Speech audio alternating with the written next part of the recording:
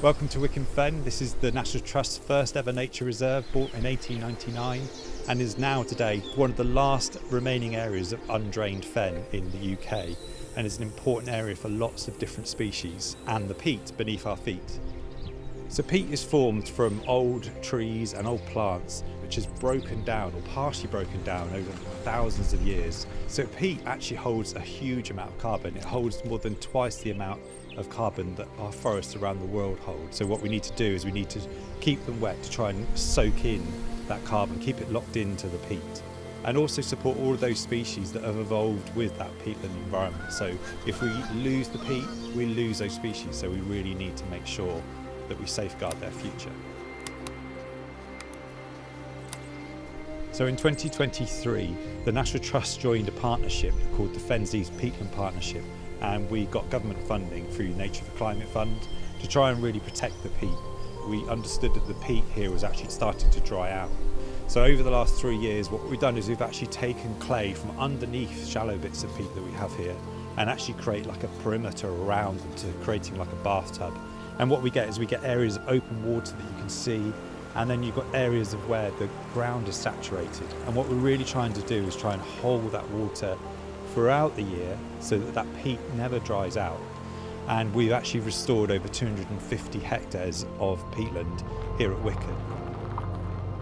So as well as actually doing physical work on the ground, we've also had to do vegetation control. So we've had to limit some of the trees that have started to grow on some of our ancient fen, because that starts to release more carbon and actually then starts to affect the fenland species that we get. So it's a balance of trying to control the tree growth and to keep that peat in its best condition as we can. At Wicken, we use conic ponies and Highland cattle to try and replicate that natural grazing that would have happened thousands and thousands of years ago. That helps to manage the vegetation across the site and to actually suppress trees as they start to come in, but also give us those diversity of habitats that support species across the reserve. One of the great things about peat is it can actually preserve history. So we have been working with archaeologists and we've actually found some really fascinating things. We can look at the peat and actually try and understand what plants were alive at the time. We can look at pollen analysis, we can look at the tree rings. We can also find bones, so we found red deer here. But we also found flints. So we found flints that were 7,000 to 8,000 years old, which shows that sort of hunter-gatherer landscape that would have been here before the water level would have risen and formed the peat. So as we move on from the restoration work we've done over the last 3 years, we're now working with people like the Nature Recovery Project to try and invest in our future. And what we're looking at is water security. So what we need to do is actually try and utilise as much water as we can from the drainage channels which go through the landscape. And one thing we've used is a solar pump, which has allowed us to pump water that would have gone out to sea.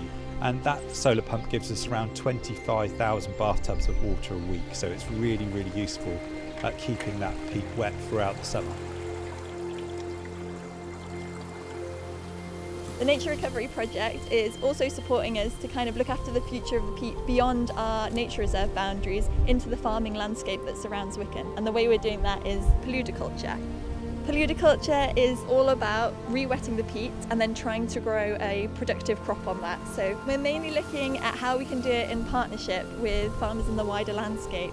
So actually where can we use some of our expertise and connections to work with both other organisations that are already doing paludiculture and some of the farmers to help us achieve kind of the vision of a wetter landscape sustainably into the future.